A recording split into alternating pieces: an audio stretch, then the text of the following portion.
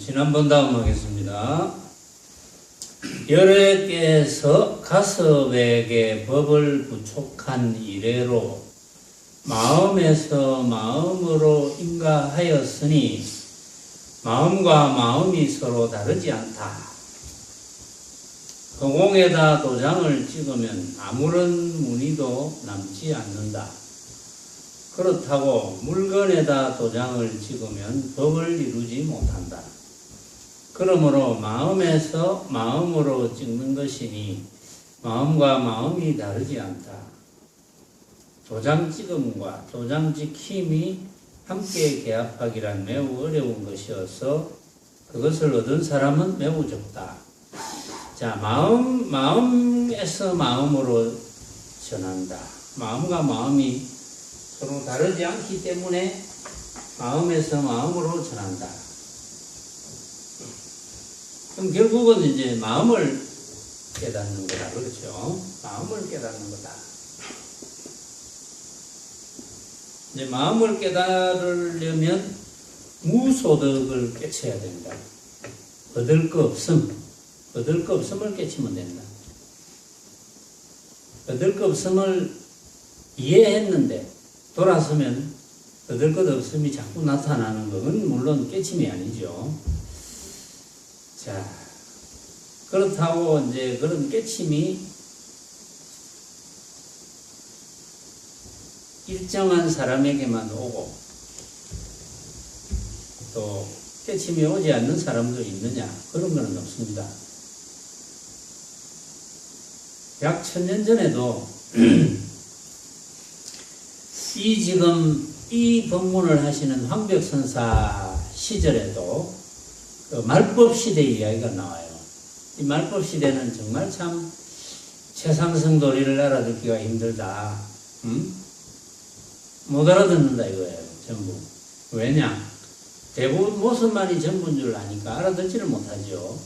여기 계시는 여러분들은 이제 되게 이제 기본은 굉장히 단단합니다. 기본이 단단하기 때문에 지금 막 최상승 도리로 밀고 나가는 거예요. 알아듣든지 못 알아듣든지. 근데 못 알아들으면 뭐 소용은 없지만, 이제 마음 하니까 이제 마음을 깨닫는다. 부처님 법을 공부하는 분들 중에도 이제 기본이 갖추어지지 않는 사람이 많아요. 기본이 갖추어지지 않으면 이제 수행이 안 되니까. 가장 기본은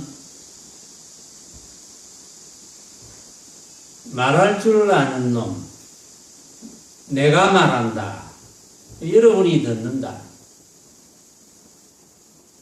그 내가 말하는 게 그 내, 여러분은 듣는데 들을 줄 아는 그 여러분, 여러분의 본체, 나의 본체는 전혀 다르지 않죠. 전혀 다르지 않기 때문에 마음에서 마음으로 전할 수 있는 거죠. 전혀 다르지 않다는 것은 마음이 다르지 않다. 물론 마음을 주인공이라 하기도 하고 부처자리라 하기도 하고 여러 가지로 이야기를 하지만 그것이 다르지 않다는 것은 여러분들이 이제 다 압니다. 자주 놓쳐서 그렇지. 놓치지 않으면 다 알아요. 그래서 이제 그것을 또 혹시 모를까 싶어서 막 다른 비유될 수 있는 예를 막 들죠. 드는데 이제 여러분들은 그 정도는 다 갖추어졌다고 생각하고 이야기를 하는 거예요.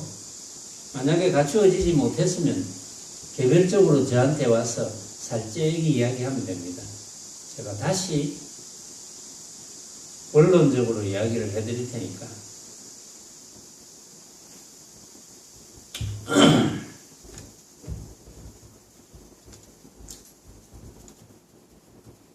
자, 마음과 마음이 서로 다르지 않다.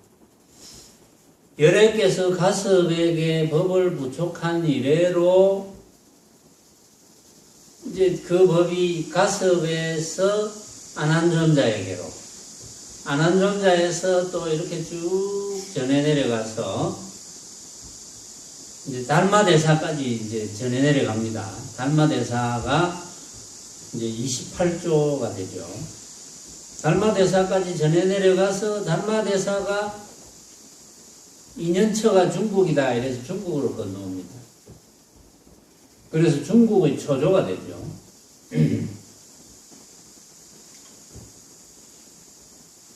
달마대사가 이제 중국으로 와보니까 달마대사가 오기 전에도 불교가 없었던 게 아니거든요. 불교가 있었어.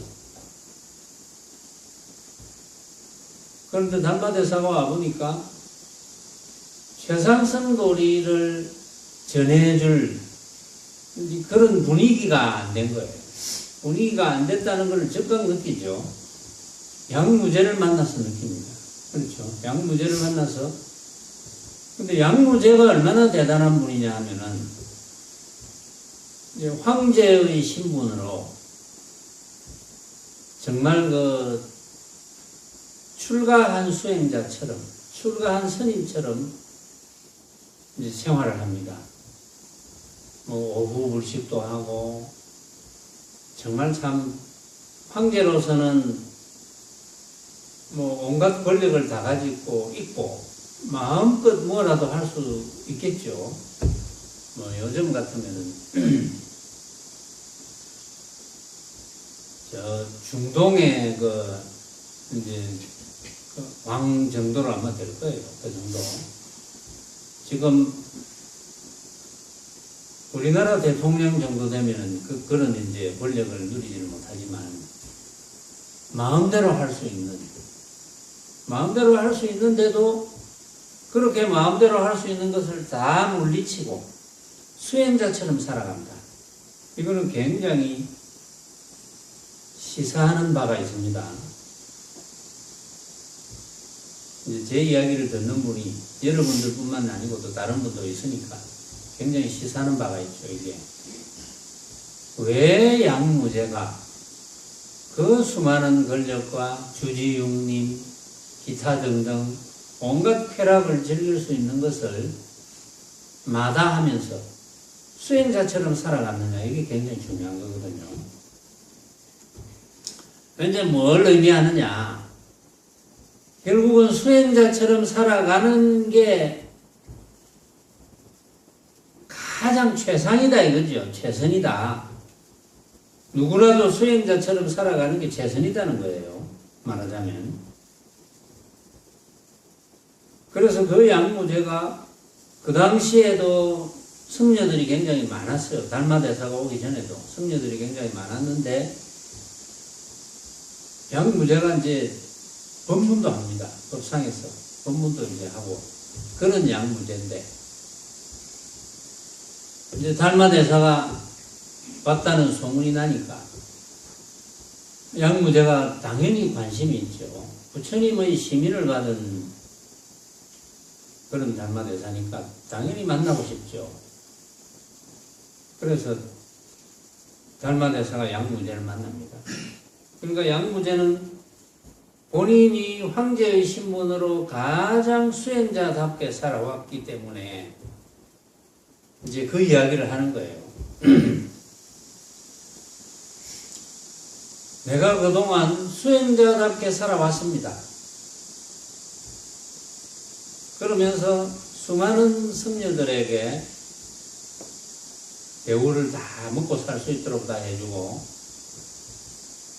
또 그 넓은 방방곡곡에 절도 엄청나게 많이 짓고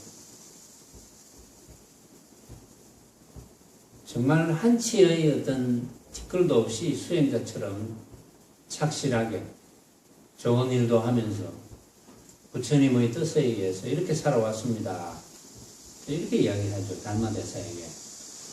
이제 부처님의 법을 받은 분이 왔으니까 자, 이것은 제가 이렇게 살아왔는데 이것은 어떠한 대단한 공덕이냐 이거지. 이게 어떠한 공덕이 됩니까? 얼마나 큰 공덕이 됩니까? 내가 여태까지 이렇게 살아왔는데 내가 여태까지 이렇게 살아온 것이 얼마나 큰 공덕이 됩니까? 이렇게 이야기를 합니다. 그게 이제 질문이죠.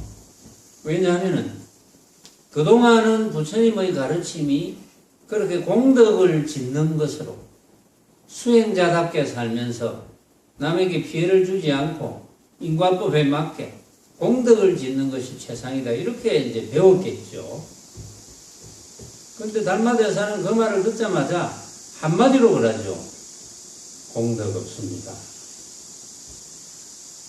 기가 막히죠. 여태까지 황제의 신분으로 정말 불자답게 잘 살아왔는데 공덕이 없다니. 여러분들은 그 뜻을 알 겁니다. 공덕 없다는 뜻은 그것은 전부 유루공덕이죠. 유루공덕. 모습에 관한 공덕. 그러니까 모습을 가지고 만들어 놓은 공덕. 참 공덕은 뭡니까?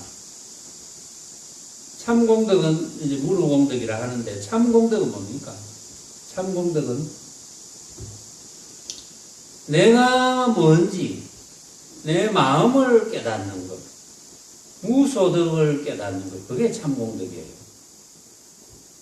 무소득을 깨달아서 무소득을 깨달을 수 있도록 법문하는 것, 이제 그런 게 참 공덕이죠.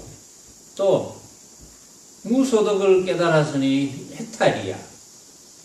해탈된 삶을 누리는 것, 그게 참 공덕이거든요. 그런데 양무제가 공덕이라고 생각한 것은 유루공덕, 셀 수 있는 공덕, 써버리면 없어지는 공덕, 뭐 그런 유루공덕. 참 공덕이 아닙니다, 그게. 그런데 그건 양무제는 몰랐고, 달마대사는 이제 제대로 가르쳐 주는 거죠. 그것은 공덕이 안 됩니다. 아, 그래요? 그러면 부처님의 시민을 받았다는 대사께서 주장하시는 부처님의 가장 최상의 법은 뭐냐? 최상의 진리는 뭡니까? 이렇게 이야기합니다.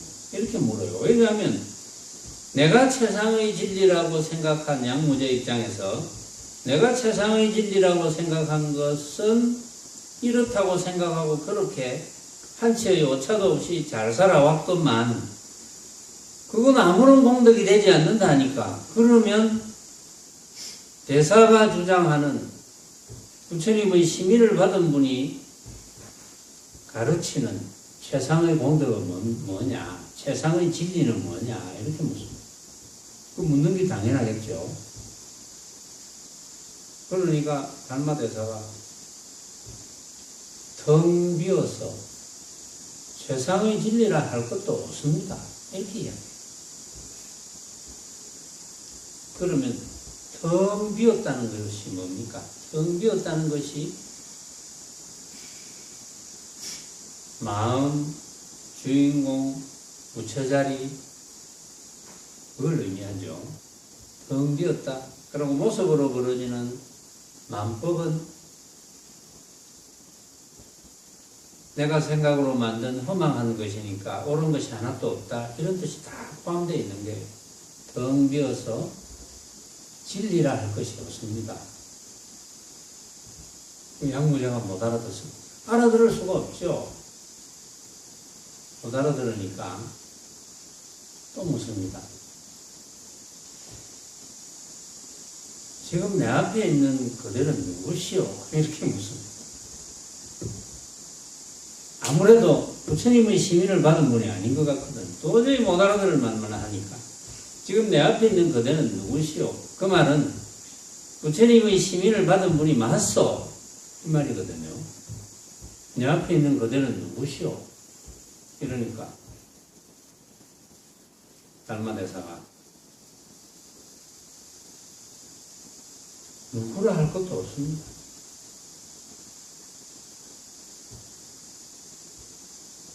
딱 맞는 말이죠. 누구라 할 것도 없습니다. 왜냐하면 달마대사의 참모습은 여러분의 참모습이거든요. 여러분의 참모습이 달마대사의 참모습이고 달마대사의 참모습이 부처님의 참모습이고 그 참모습은 어떠한 모양도 아닙니다. 그렇죠?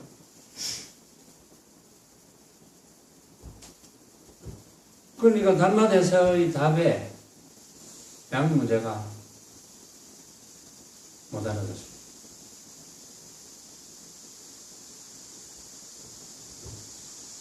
전혀 못 알아들으니까 더 의심을 하게 되죠.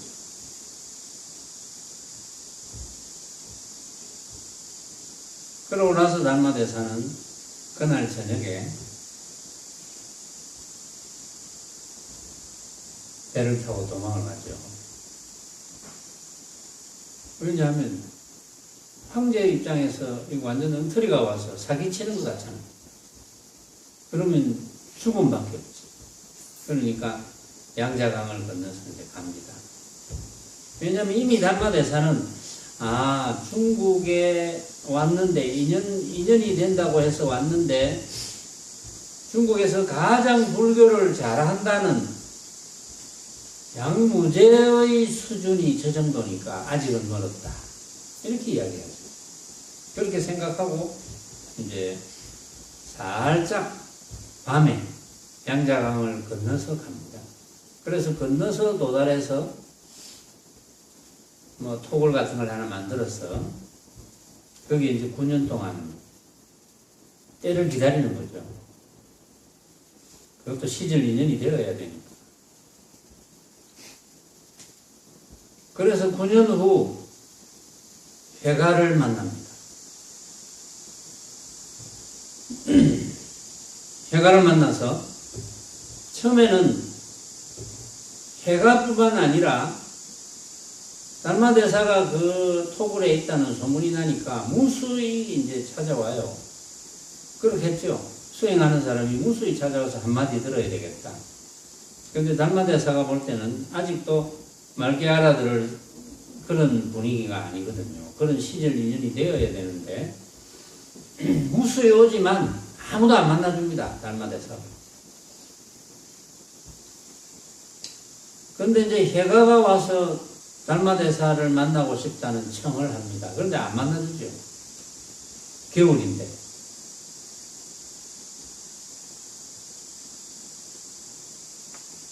안 만나주니까 해가가 칼을 꺼내서 팔을 한쪽 자릅니다.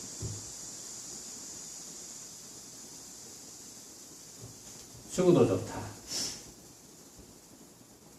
달마대사의 법문을 한마디만 들으면 죽어도 좋다. 이런 거죠. 이제 그래서 그 달마대사가 이제는 알아들을 수 있겠구나라는 판단이 있어서 이제 이야기를 하죠. 왜 왔느냐? 어떻게 해서 왔느냐? 마음이 불편해서 왔습니다. 그래, 불편한 마음을 한번 내봐라.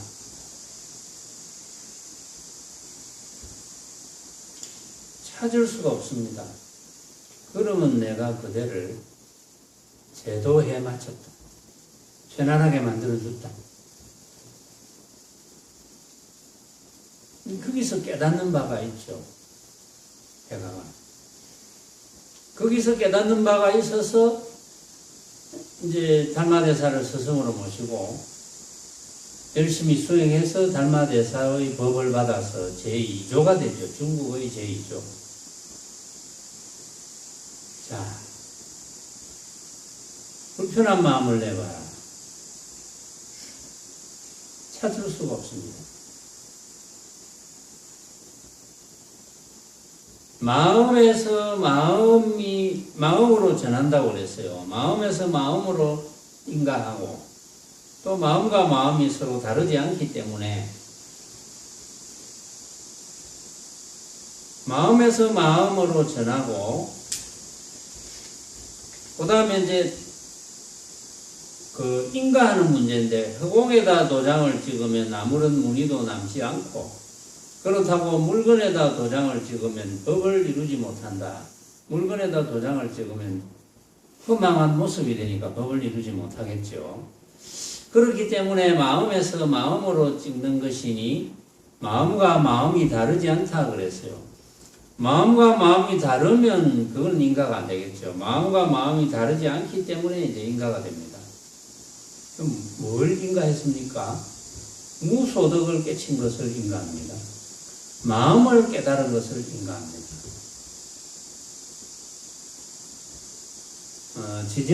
지난 시간에도 이제 달마대사가 가져온 두 마디가 만법 유식 3개 유심이라 그랬고, 화엄경 기절을 여러분들에게 끄집어내서 어쨌든 여러분들이 알아듣도록 하는 게, 뭐 알아들어야 뭐 수행을 할 거 아닙니까? 알아듣도록 하는 게 이제 제 목적이니까. 그래서 화엄경 기절도 끄집어내고 했는데, 거기에 이제 마지막 기절이 일체 유심조였어요. 일체 유심조.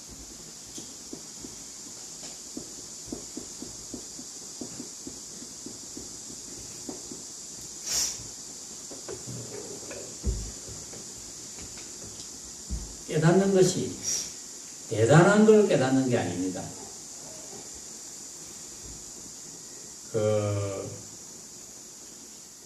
원효대사 이야기. 원효대사가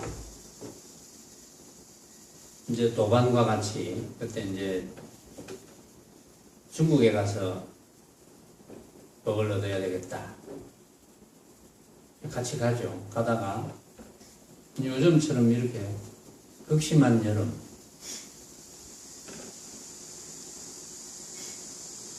땀을 엄청나게 흘리고 날이 저물었어요.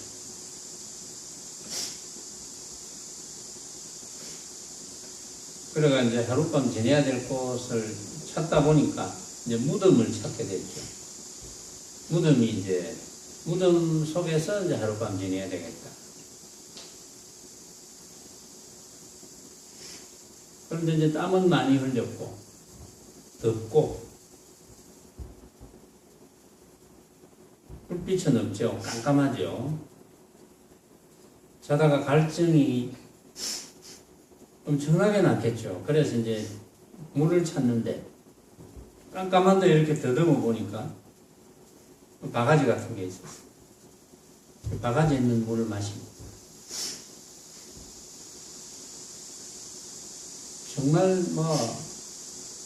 정말 맛있었겠죠. 시원하고. 근데 다음날 눈을 떠보니까 단이 밝아져서 눈을 떠보니까 해골 바가지에 담긴 물이었어요. 그래서 그것을 보는 순간에 토합니다. 토하면서 깨닫는 거예요. 뭘 깨달았겠습니까? 이제 제가 이런 이야기를 하면 여러분도 원효대사로 빙의가 돼야 되는데 내만 빙의가 돼가지고 나는 원효대사가 지금 됐어. 해골 바가지 물을 맛있게 먹은 것도 빙의가 됐고 지금 토하려고 하는 기분도 나는 빙의가 됐는데 여러분들은 뭐 그리 안 됐습니까? 그리 됐으면 깨달았을 건데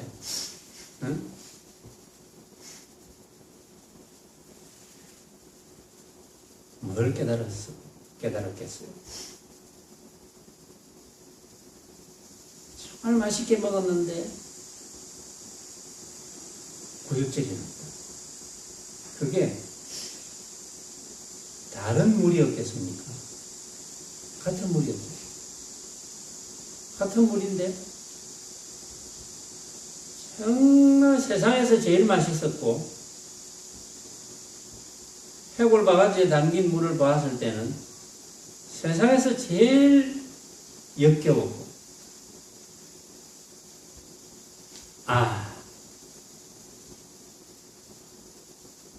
내가 만든 것만 내가 만든 허망한 흙길이구나. 그걸 깨달은 거예요.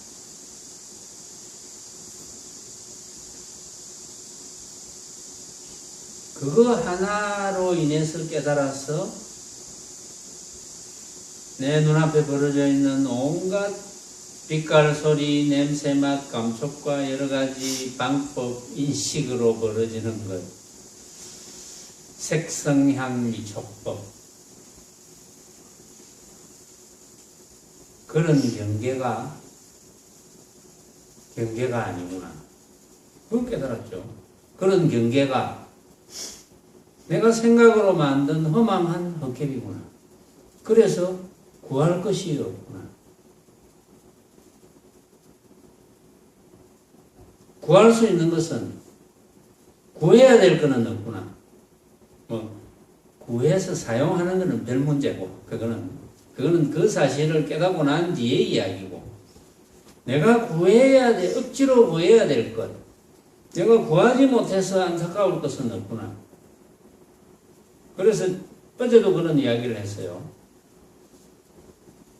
그러면 모습으로 벌어지는 거는 그냥 헛개비로만 알고 관여치 않으면 되느냐? 모습으로 벌어지는 것은 인연에 맡겨버리면 돼요. 응? 억지로 되는 건 없습니다. 물론 누가 어떤 일을 저지르려고 하는데 이것은 내 판단에 막아야지. 막았다. 막아진 것도 인연이고, 그런데 안 막아진다. 그것 또한 인연이고. 근데 인연에 맡기면 돼요. 그래서 잘 먹고 잘 살게 된 것도 인연이고, 그렇게 해서 망하게 된 것도 인연이고. 뭐 죽기밖에 더 하겠습니까? 한 번은 다 죽는데. 미리 생각할 거 없어요. 미리. 수행자는 미리 생각하지 않습니다. 그냥 인연에 맡겨서 맡긴 인연을 관찰할 뿐. 어떻게?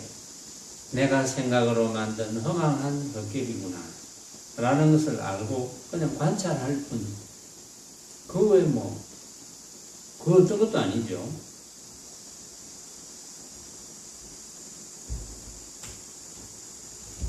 그러나 마음은 무심을 말하는 것이고, 얻음도 얻었다 할 것이 없다. 마음은 무심을 말합니다. 무심이 어떤 겁니까? 응? 무심이 어떤 거예요? 무심은 한자 그대로 하면 마음이 없음. 이게 무심이잖아요. 무심이 어떤 겁니까? 우리가 마음이라 하는 것은 무심을 마음이라 하는 거예요.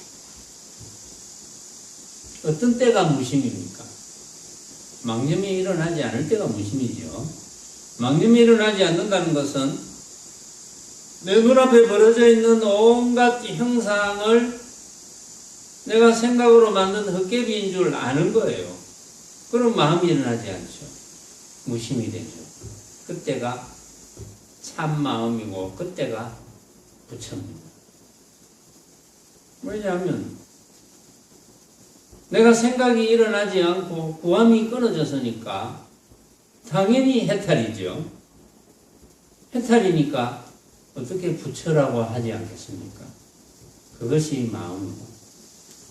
그러니까 부처의 어떤 형상을 찾거나 마음의 형상을 찾거나 그것은 전부 부처님의 옳은 법이 아니거든요. 그것은 전부 외도고 사도입니다. 전부. 그러니까 마음은 무심을 말하는 것이고 얻음도 얻었다 할 것이 없다. 부처님께서는 세 가지 몸이 있다. 법시는 자성의 허통한 법을, 오시는 일체 청정한 법을, 화시는 육도 만행법을 말한다. 그래서 이제 말하자면 화신이 육도 만행법을 쓰더라도 오시는 육도 만행법을 쓴다는 생각이 없으니, 말하자면 걸림이 없으니 그것이 곧 법신의 작용입니다. 고로 법신, 보신, 화신은 다르지 않다.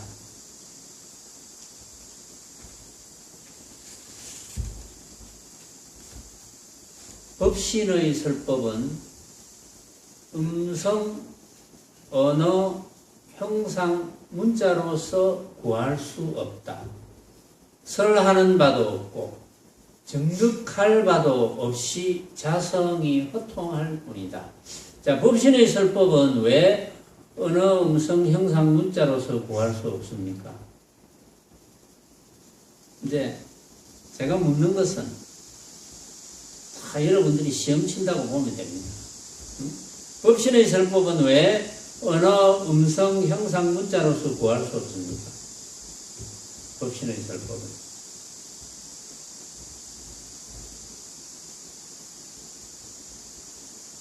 법신이 뭘 설법하길래?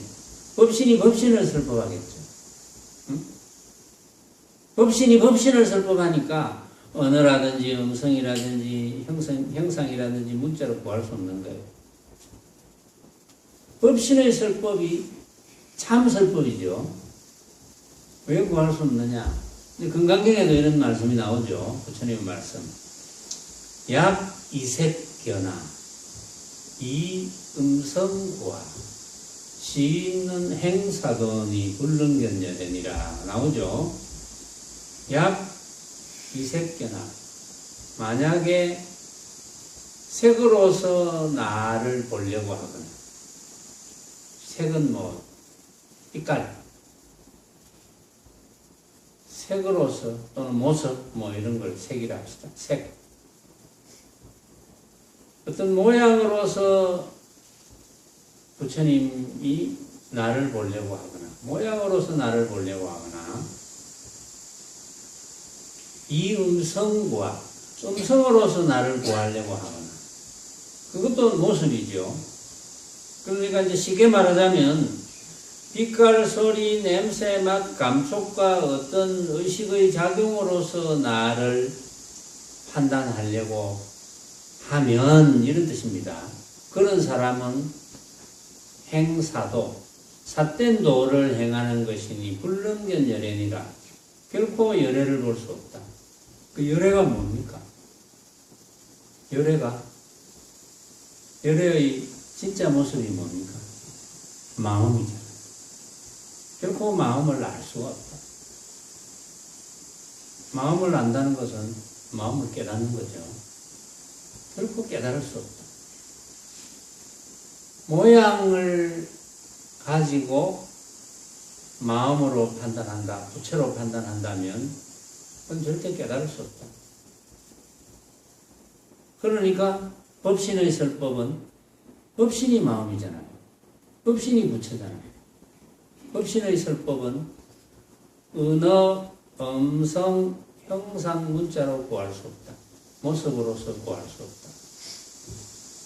왜냐하면 설하는 바도 없고 정득할 바도 없이 자성이 허통할 뿐이다. 뻔한 거죠. 왜냐? 법신은 모양이 없습니다. 설하는 바도 없고 설하는 바가 있다면 어떻게 됩니까? 뭘 설합니까? 모양을 설한다. 정득한 바가 있다면 모양을 정득하는 것이 된다.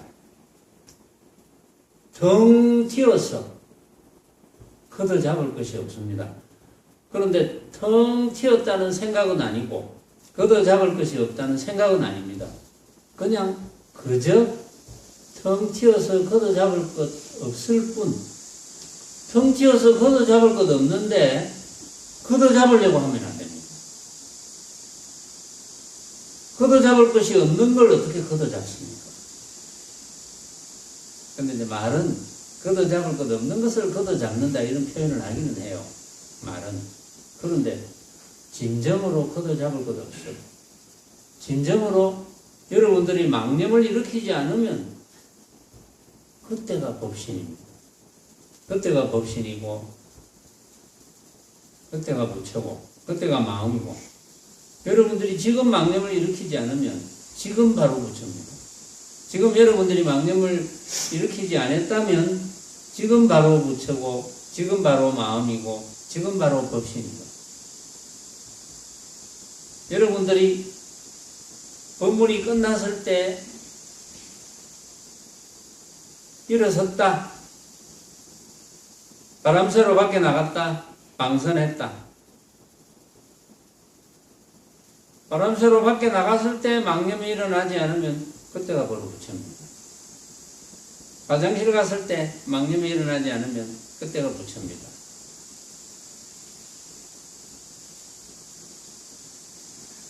그러므로 말씀하시기를 설할 만한 법이 없음을 설법이라 이름한다. 설할 만한 법이 없음이 설법이에요. 설법이, 설할 만한 법이 있는 게 설법이 아닙니다. 설법이란 설할 만한 법이 없어. 왜? 언어나 음성이나 형상이나 문자로 표현되어질 수가 없으니까. 설할 만한 법이 없어. 그게 설법.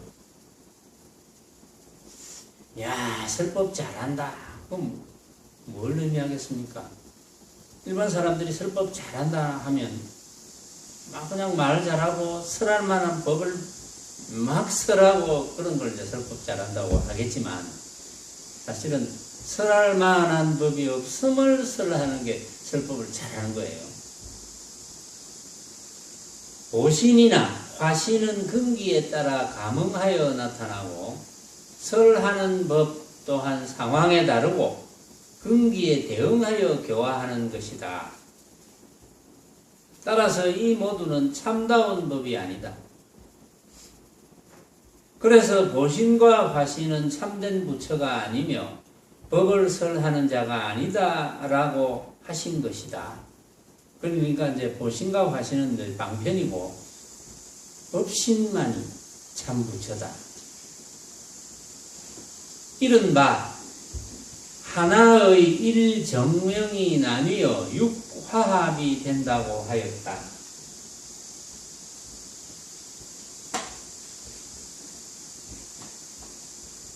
이제 말과 용어를 이렇게 저렇게 바꾸어서 자꾸 설명하잖아요. 바꾸어서 설명하는 데는 그만한 또 이유가 있습니다. 왜냐하면 각자 생긴 모습이 다 다르기 때문에. 일정명, 일정명이라는 말을 썼습니다.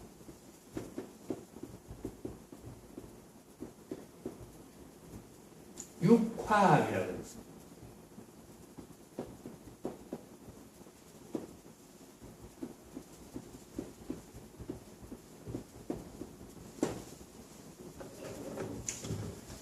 이른바 하나의 일정명이 나뉘어져서 육화합이 된다고 했다.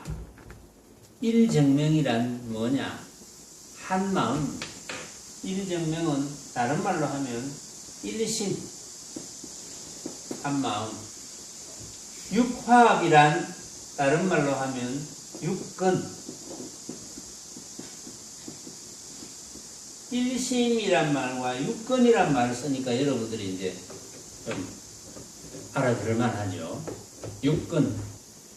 이 육근은 각기 육진과 합합니다. 육진, 색성향미촉법. 육진.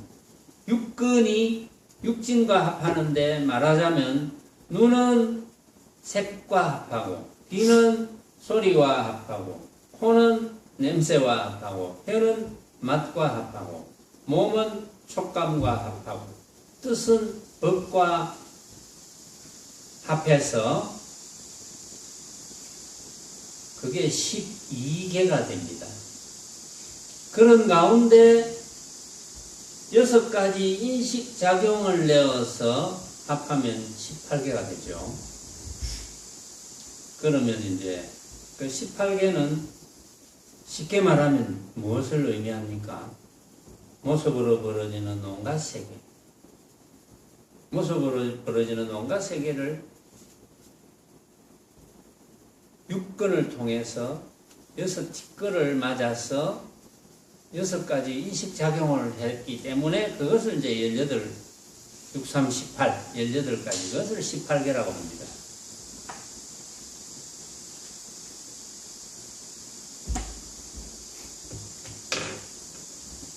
18개.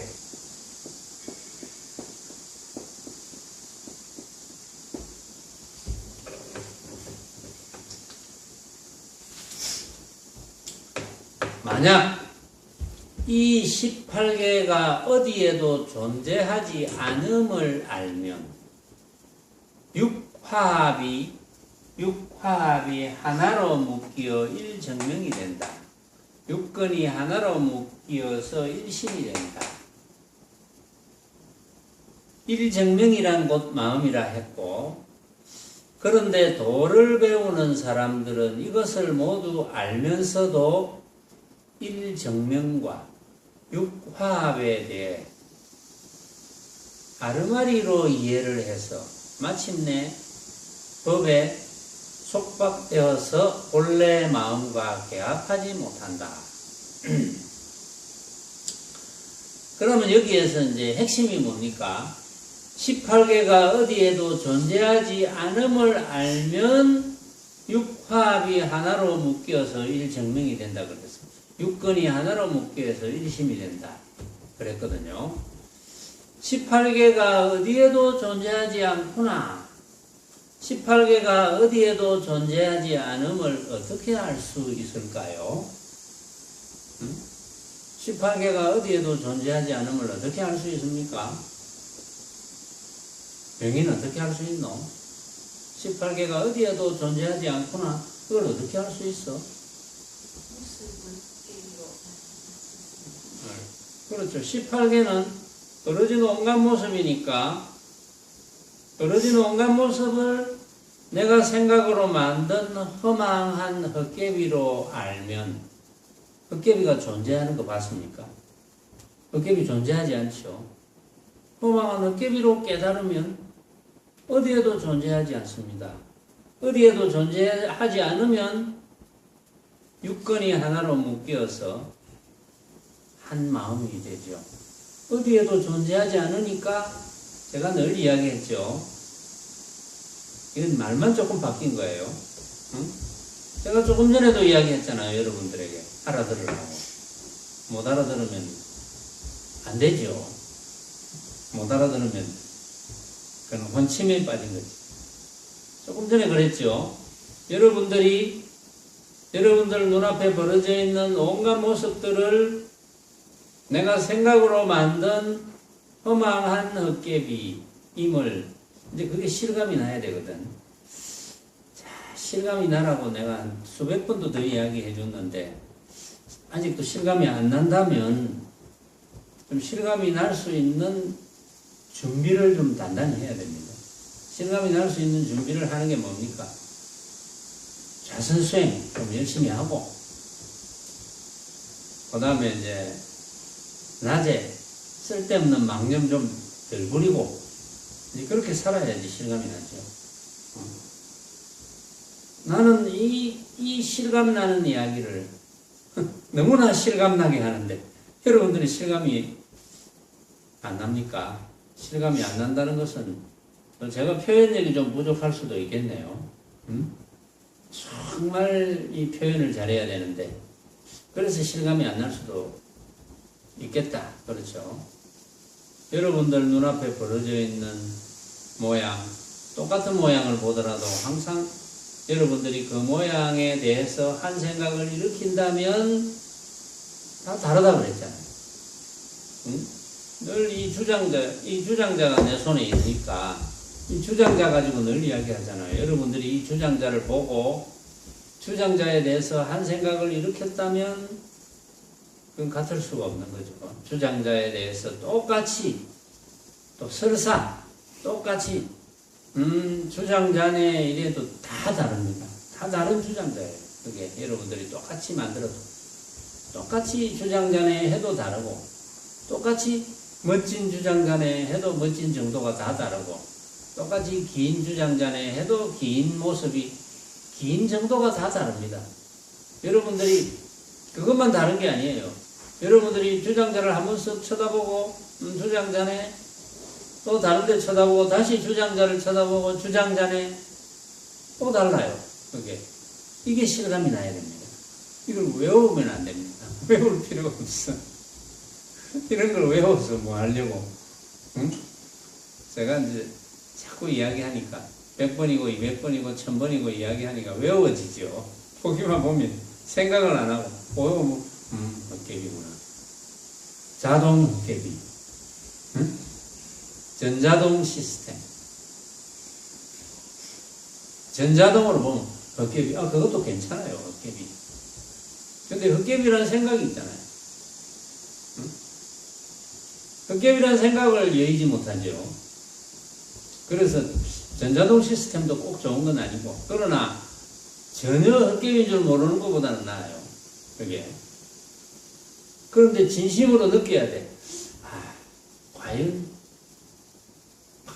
허망한 헛개비 같은 것이구나. 꿈속에서 이 주장자를 본 것과 지금 여러분들이 주장자를 본 것과 허망하기가 꼭 같습니다.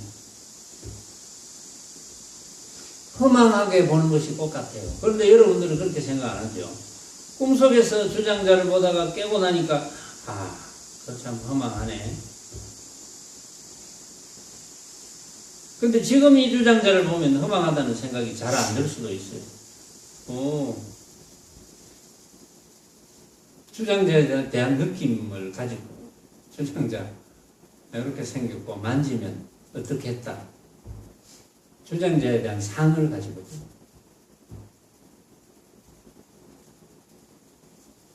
그래서 여러분들이 이 주장자를 쳐다보고 주장자를 인정 안 하면 이 주장자는 없죠. 여러분들이 주장자하고 인정해 주니까 이 주장자가 있는 거지. 그러나 여러분들이 만든 주장자지만 여러분들이 다 각자가 만든 주장자이기 때문에 같을 수가 없죠. 그거는 뭐 수억만 분 수조 뭐 이렇게 쳐다봐도 같을 수 없어요. 응? 그러니까 진짜라고 할 수 있겠습니까? 그게. 그런데 이제 이해를 못하는 분은 진짜는 여기 있는데 왜 그것이 가짜입니까? 만져보면 만져지는데 왜 그게 가짜입니까? 이렇게 주장하는 사람이 있을 거예요. 틀림없이. 만져져도 만약에 만져져서 감촉을 느끼더라도 그 감촉이 다 달라요. 그러니까 또 다시 만져보면 또 달라, 감촉이. 그걸 같다고 생각하면 안 돼요. 같다고 생각하는 것이 뭐냐? 그게 아르마리입니다. 그게 왜 아르마리가 생겼겠습니까? 그동안 잘못 배워왔거든. 우리는 어릴 때부터 지금까지 잘못 배워왔기 때문에 아르마리가 생기는 거예요. 잘 배워왔으면 아르마리가 안 생깁니다. 그걸 분명하게 느껴야 돼요. 느꼈다 치고. 그러니까 18개가 존재하지 않음을 알면 존재하지 않는다는 것은 존재한다는 것은 진짜고 존재하지 않는다는 것은 가짜잖아요. 가짜니까 존재하지 않지. 가짜가 어떻게 존재합니까? 내가 생각으로 만든 가짜인데 그거 어떻게 존재합니까? 그렇게 되면 육화합이 하나로 묶여 일증명이 된다 그랬잖아요. 일증명이 일심이 참 나잖아요.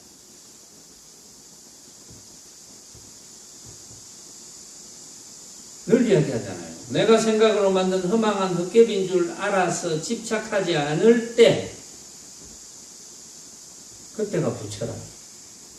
그때가 마음이라. 똑같은 이야기죠. 여기서. 그때가 마음이고 그때가 부처라. 부처가 따로 있는 게 아니고 부처의 모양이 따로 있는 게 아니고 응?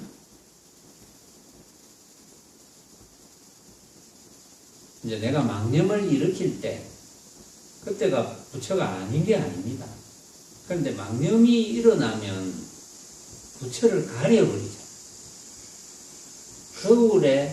깨끗한 거울에 물건이 비치지 않으면 깨끗한 거울 그대로 부처 그대로 이듯이.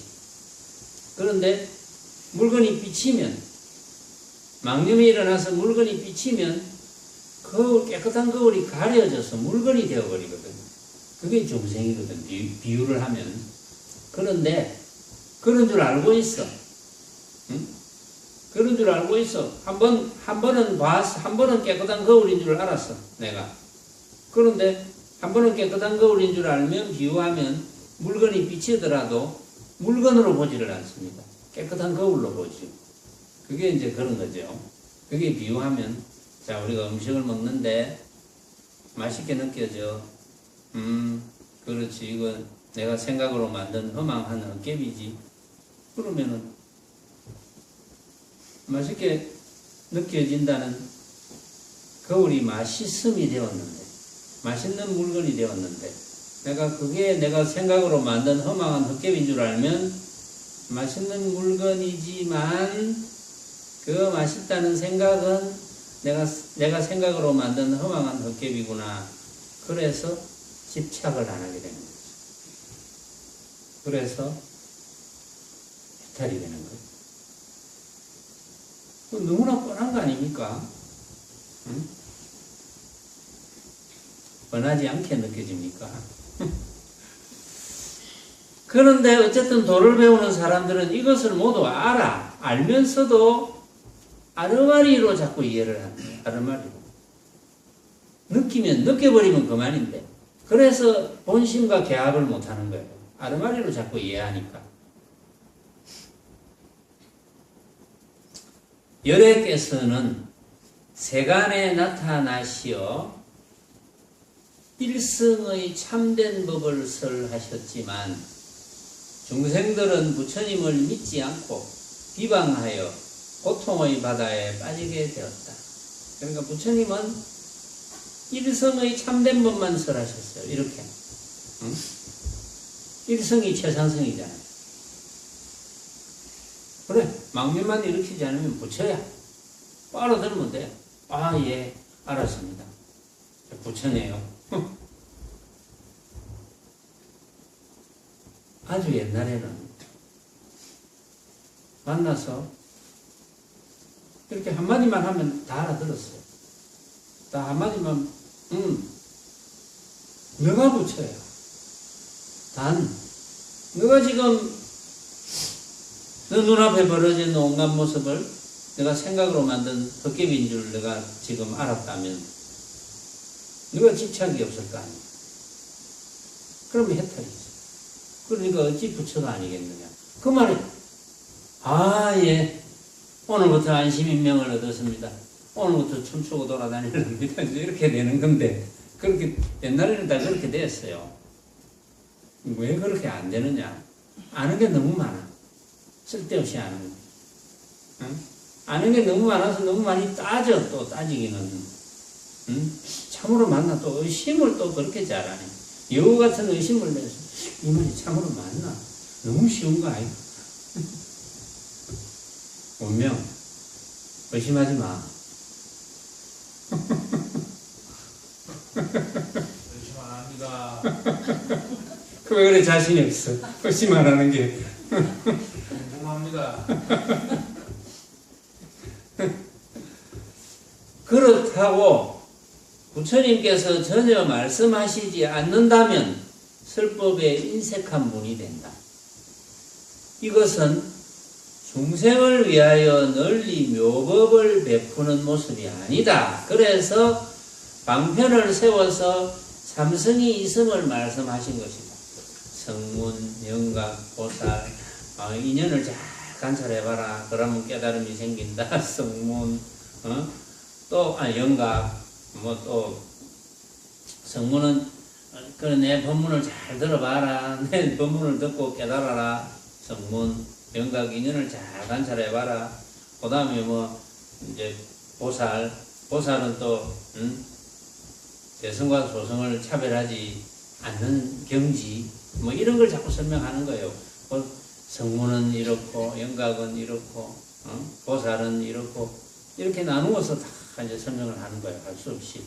못 알아들으니까 그렇게 이제 부처님께서 방편을 세워서 삼성이 있음을 말씀하셨어요. 그래서 대성과 소성의 방편이 생겼고 깨달음에도 깊은 깨달음이 있고 얕은 깨달음이 있고 할 수 없이 그래 얕은 깨달음부터 먼저 깨달아보고 그 다음에 깊이 깨달아라 이런 어떤 방편을 이제 베풀기도 하고 여러분들이 예를 들면 얕은 깨달음 깊은 깨달음 하니까 여러분들이 자 우리 선언에 와서 전혀 불교를 모를 때 부처님의 법문을 못 들었을 때 제일 먼저 깨닫는 게 뭡니까? 제일 먼저 깨닫는 게 이 육신이 내가 아니구나. 내가 아닌 것도 아니지만 내가 사용하니까 내가 아닌 것도 아니지만 육신만이 내가 아니구나. 육신을 끌고 다니는 놈이 있구나. 이런 걸 깨닫습니다. 육신만이 내가 아니라는 것. 마음이 내라는 그걸 마음이라 하고 부처라 하고 육신이 이렇게 돌아다닐 때 육신이 다니는 게 아니다.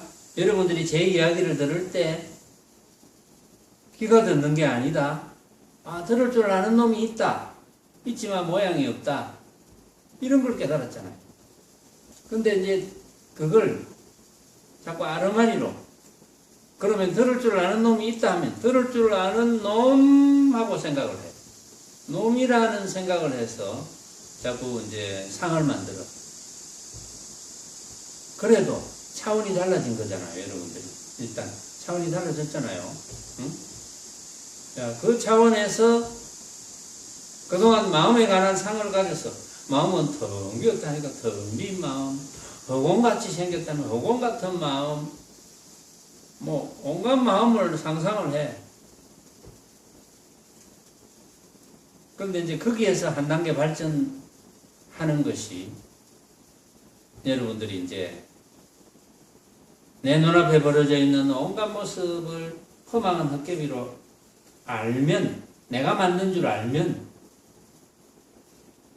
분별하지 않을 것이고 집착하지 않을 것이고 그러니까 해탈이고 해탈이니 부처지. 응? 근데 그렇게 세상성 도리로 이제 탁 올라가는 거예요, 지금. 여러분들의 수준이 이제 됐다는 거지, 말하자면. 자, 이 시간에는 여기까지 하겠습니다.